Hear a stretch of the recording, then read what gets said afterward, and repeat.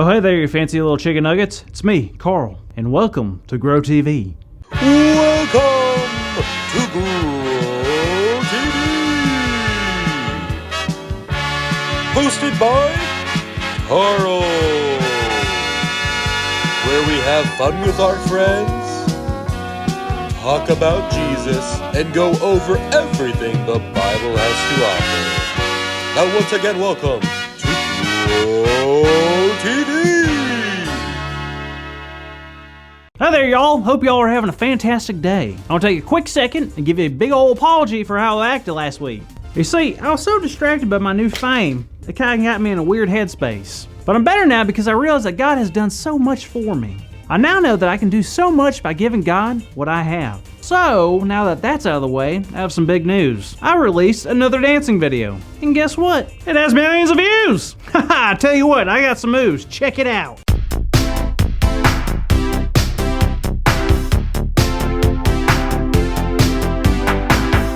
I mean, what can I say? I'm a natural. Well, anyways, I wanted to say that so I can tell you all this. Today I want to do a special ritual, which I usually do by myself. And no, it's not my eyebrow waxing routine.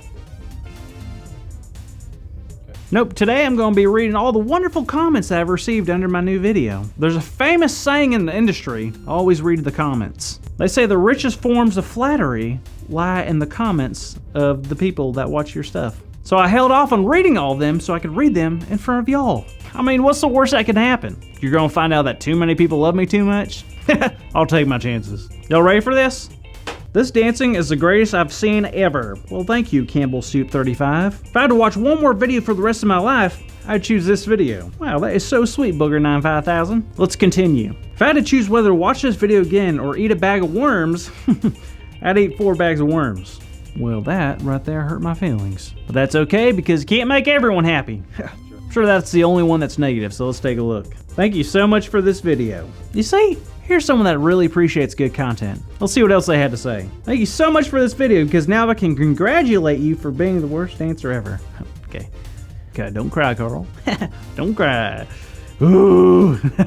Please don't cry. Hold it together. Yeah. Oh, man. Oh. Okay, y'all. I'm gonna have to let you go for a bit. I'm gonna go calm down and try not to cry anymore. Definitely not gonna cry. Alrighty then, that's pretty rough. But I think Carl's gonna be okay because there's certainly a lesson that Carl needs to learn, but we're also gonna learn that through today's story. And this story takes place in 1 Kings chapter 10 in the Old Testament. Now Solomon is still the king and he's doing great. And quickly rumors about how rich and wealthy and powerful and wise King Solomon really is begin to spread all over the land. You see, that's what happens when you become famous like Solomon. People begin to talk about you and say things about you. Some of it's true and some of it not so much. Unfortunately, some people like just to make things up, sad and mean things, especially if they do not like that person. So as the rumors had spread, there was a queen who had heard all the stories about Solomon. Her name was Queen Sheba, and she was going to travel to go see Solomon to see how truly powerful and wise and rich he really was. She was also curious about Solomon's great relationship with God as well. And that is why the queen got all of her people together and headed off to Jerusalem, Solomon's home. She wanted to test Solomon and show everybody who he truly was. With her, she had brought tons of camels and spices and gold, and she was going to lay it all out before Solomon. But she had no idea what she was walking into. When she got to Jerusalem, she was blown away by everything. Now, when crazy big rumors about famous people are made, they usually aren't true. Now, famous people aren't usually who they seem, but with Solomon, that wasn't the case. Queen Sheba had heard that Solomon had great wisdom and wealth and riches, but this was bigger than she had ever imagined. There was more gold than she expected. There was food on every table. The servants and the officials were in robes. She was blown away. And she was incredibly impressed with the temple that Solomon had built for God. I mean, she could not believe her eyes. Then she went to test Solomon with questions. Now, she probably wanted Solomon to slip up or to fail, as that way he could prove to everybody that Solomon is not as great as a king as everyone has made him out to be. But guess what? Solomon had passed the test. He answered every question with no problem at all. Queen Sheba was so impressed she could not believe that every rumor she had heard about was actually true. God had truly blessed Solomon, and she realized how happy all of the people of Israel must truly be to have King Solomon as their leader. Now, even though the queen and Solomon were friends, and there were so many people that adored Solomon, that doesn't mean there was still not people out there that didn't like him.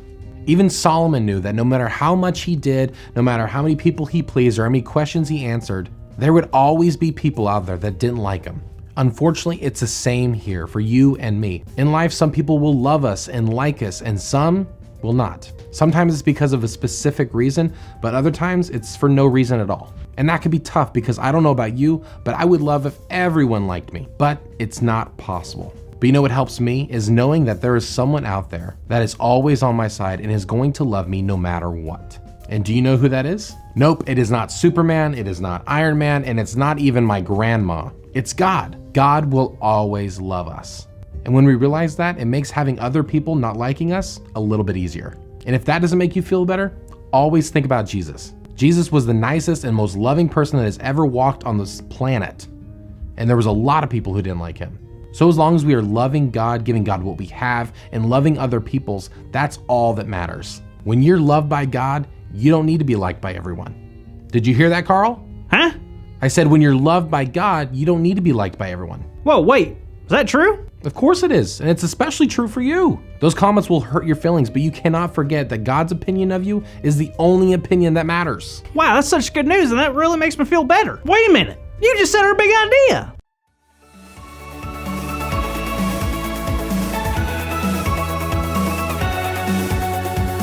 Today's big idea is when you're loved by God, you don't need to be liked by everyone. So let's shout it out on the count of 3. 1, 2, 3. When you're loved by God, you don't need to be liked by everyone. Woo-hoo! Now, while y'all are listening to the story, I discovered that the saying, you should always read the comments, doesn't exist. It's never read the comments. And if you do, just make sure to bring a buddy with you so you can remember your big idea. When you're loved by God, you don't need to be liked by everyone. Just because someone doesn't like you doesn't mean that God doesn't love you forever and also give you everything you need along the way. To be honest, I don't know if this whole being famous thing is for me. Plus, fancy people eat snails, and that's disgusting. I don't want to eat snails. I'm fine with my normal chicken nuggets. So I'll leave the being famous to the other celebrities. And on that note, I'm going to make like a tree and a leaf. Get it? Because I said like a tree and I said leaf instead of leaf. It's a pun. I don't know if you guys know about what a pun is, but you will learn like today, like right now. Okay, see you kids. Thank you for watching, and tune in next week for a new episode of Pro TV.